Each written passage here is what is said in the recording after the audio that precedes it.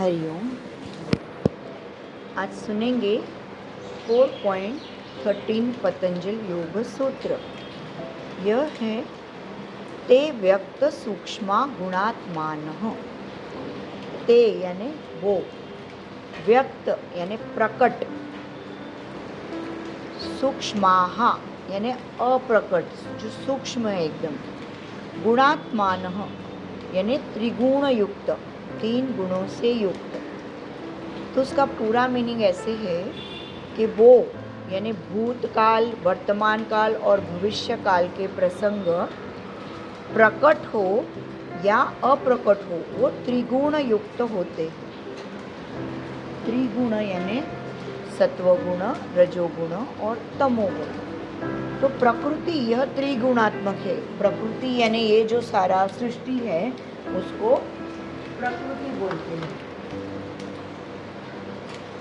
तो उसकी वजह से जो कुछ भी प्रकृति जन्य है तो वो सर्व त्रिगुणात्मक है, यानी जो घटित हो रहा है वो प्रकृति जन्य है और उसीलिए वो त्रिगुणात्मक है। जो घटित नहीं हुआ यानी जो अभी अप्रकट है परंतु भविष्य में जो प्रकट होने वाला है और वो अव्यक्त भी त्रिगुणात्मक ही है। और इस वर्ल्ड में हर एक चीज़ सत्व, रज और तमोगुण इनके विशिष्ट मिश्रण का आविष्कार है। और आगे वाले सूत्र में भी इसका एक्सप्लेनेशन दिया हुआ है। फिर कोपर्डेकर जी बताते हैं कि पतंजलि मुनि ने यहाँ पे ऐसे बताया है कि जीव के 2 प्रकार होते हैं। कुछ जीव व्यक्त होते हैं तो कुछ जीव सूक्ष्म होते हैं। तो मनुष्य प्राणी, डियर यानी हरिण जो रहता है वो, गधा, ससा यानी रैबिट, हाथी यानी एलिफेंट, तो ये सारे जीव जो है वो व्यक्त होते हैं। और इसके अपोजिट जो जंतु और एक पेशीय प्राणी जो रहते हैं वो सूक्ष्म जीव होते हैं। तो कोई भी जीव व्यक्त हो या सूक्ष्म हो तो हर एक का मार्ग डिफरेंट होता है और इसी की वजह से हर एक का पास्ट टेंस और हर एक का फ्यूचर टेंस ये अलग रहता है। तो जो उसका जो खास है वो जीव का होता है। यानी कोई भी एक मनुष्य अत्यंत गरीब अवस्था में बहुत डिफ़िकल्टीज़ में रह के कैसे तैसे जीता रहता है और इसके ऑपोजिट कोई भी एक मनुष्य अच्छे श्रीमंत खानदान में जन्म लेके पूरा टाइम ऐशो आराम में जीता रहता है, कुछ काम भी नहीं करता, ऐसा उसका लाइफस्टाइल रहता है। तो कोई भी एक सूक्ष्म जीव श्रीमंत शरीर में रह के अंदर उसके घुस के रह सकता है और कोई एक सूक्ष्म जंतु दूसरे कोई भिखारी के शरीर में रह के फिर बाद में खुद ही मर जाता है। तो इंसान के मन में कुछ शुभ वासनाएं होती है और कुछ अशुभ वासनाएं होती है। तो अगर इंसान के मन में अशुभ वासनाएं निर्माण हुई, वासना यानी इच्छा, तो निर्माण हुई तो उसने ध्यान, धारणा, समाधि इनका अभ्यास करके अशुभ वासनाओं का नाश करना चाहिए। जैसे अशुभ वासनाएं में अहंकार, राग, द्वेष इत्यादि क्लेश युक्त वासना अगर मन में निर्माण हुई तो धारणा, ध्यान, समाधि का अभ्यास करके इंसान को गुणातीत होते आ सकता है। गुणातीत मतलब गुण के पार, त्रिगुण उसमें नहीं है ऐसा। तो मतलब सत्व, रज और तम इन तीनों गुणों के पार हम जा सकते हैं। और ऐसे गुणातीत पुरुष के चित्त में, पुरुष यानी प्योर कॉन्शियसनेस, राग या द्वेष, राग यानी अट्रैक्शन और द्वेष यानी किसी के प्रति घृणा, तो ये क्लेश उत्पन्न नहीं होते। और इसी का अर्थ ऐसा कि वासनाएं कभी व्यक्त होती है तो कभी सूक्ष्म होती है। तो वासना व्यक्त हो या सूक्ष्म हो फिर भी सत्व, रज और तीनों गुण के रूप से ही आती है और इसीलिए इंसान ने गुणों के पार जाना चाहिए। अगर मनुष्य गुणातीत हुआ तो उसके मन में वासना निर्माण नहीं होती और वो वासनाओं से पूर्णतः मुक्त हो जाता है। फिर स्वामी आनंद ऋषि जी ने 2 सूत्र साथ में बताया, भी वाला और इसके आगे वाला 4.14, वह है परिणामैकत्वाद् वस्तु तत्वम, परिणाम एकत्वात यानी डिफरेंट मिलाप का, वस्तु तत्वम यानी सार, सारांश।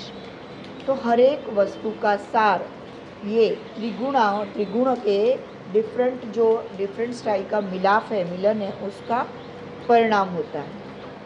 तो ये दोनों सूत्र का इन्होंने साथ में मीनिंग बताया है कि 4.12 में ऋषि पतंजलि ने बताया है कि हर एक जीवात्मा का प्रकृति धर्म अलग अलग होता है और उसी के अनुसार उस जीवात्मा के हाथ से कर्म घटते हैं।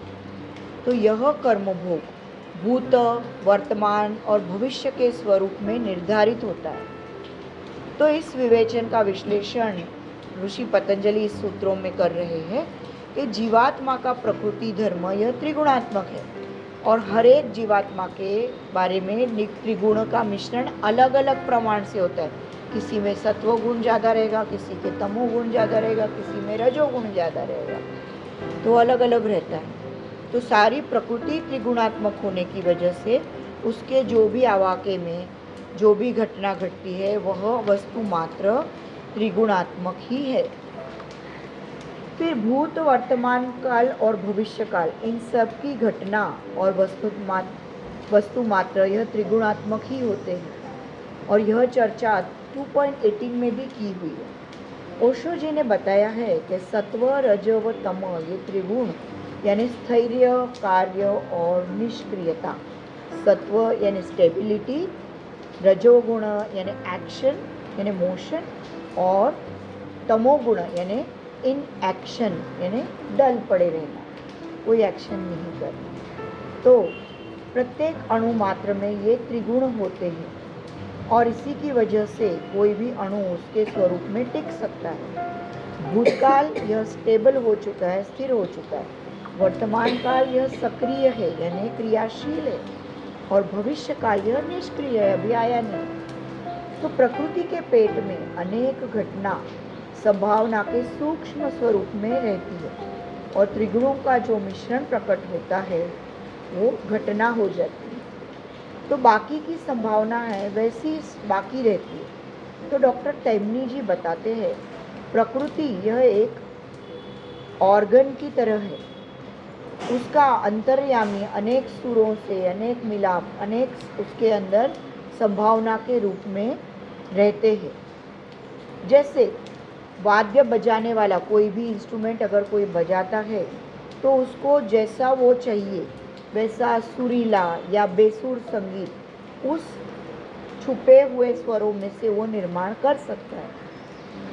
फिर त्रिगुणों के मिश्रण के इतने अगणित प्रकार होते हैं कि इसकी वजह से कोई भी एक चीज़ दूसरी चीज़ की तरह नहीं होती है।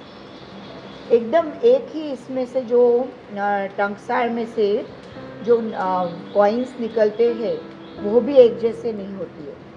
तो हर एक कॉइन के पास उसका डिफरेंटनेस होता है। तो सृष्टि में हर एक वस्तु, हर एक वनस्पति, हर एक प्राणी और हर एक मनुष्य इस तरह से अपना अलगपन, डिफरेंटनेस लेके ही जन्म लेता है। स्वामी हरिहरानंद अरण्य इन्होंने अपने टीका में बताया है कि गुणधर्म प्रकट स्वरूप में दिखते हैं और जो प्रकट है उसको हम वर्तमान यानी प्रेजेंट बोलते, प्रेजेंट टेंस। और वस्तु में प्रकट रूप में 16 तत्व बताते हैं, पंच महाभूत, पंच ज्ञानेन्द्रिय, पंच कर्मेंद्रिय और मन। तो ये वो 16 तत्व हैं। और वस्तु के सूक्ष्म रूप यानी वस्तु का भूतकाल और भविष्य काल, तो उसके पीछे 6 तत्व हैं।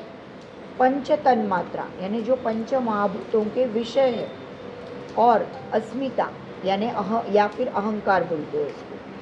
तो त्रिगुण अविचल अवस्था में होते हैं और वो भूत और भविष्य रूप में रहते हैं और ये विचलित हुए तो ये वर्तमान स्वरूप में होते हैं, ऐसे इन्होंने बताया है।